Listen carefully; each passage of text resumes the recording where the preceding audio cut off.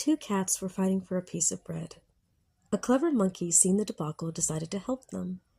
He told them he'd split the bread in two pieces to be shared equally between them.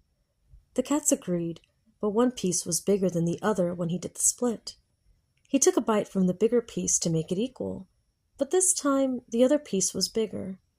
This went on for a while, until in the end the monkey ate up the whole bread. The monkey went home, leaving behind two hungry, angry cats.